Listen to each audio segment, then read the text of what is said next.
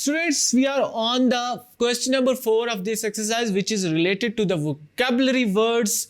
This question is all about the making new words from a single root words.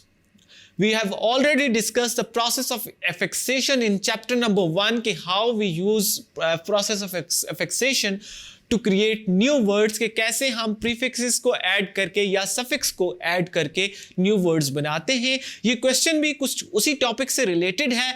Let's see what is the question. How many words can you form from these root words? हमें कुछ root words दिए गए हैं जिनमें pollute है, construct है, develop है.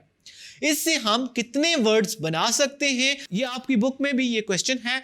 तो चलिए हम इस क्वेश्चन को अटेम्प्ट करते हैं. The first word is pollute.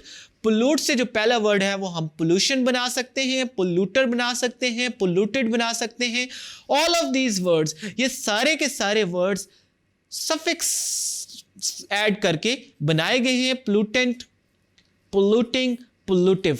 अगर इन वर्ड्स को हम क्लोजली स्टडी करें तो इन सब वर्ड्स में सफिक्स ऐड की गई हैं. कुछ में ION, ER, ED, NT, ING, ITV, ये सारी जो हैं सफिक्सेस हैं. इन सारी सफिक्सेस को हमने रूट वर्ड पोल्यूट के साथ ऐड किया है और नए वर्ड्स हमने बना लिए.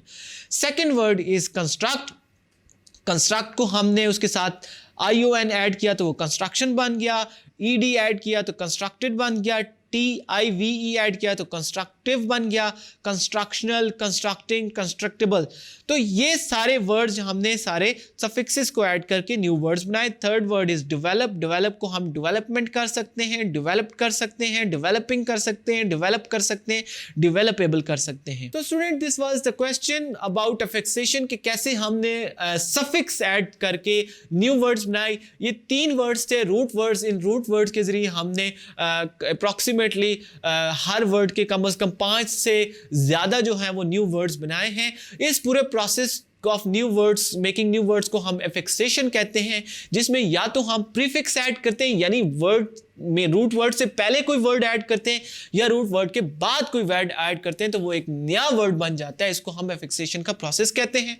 आई hope you understand this question. Let's move to our next question.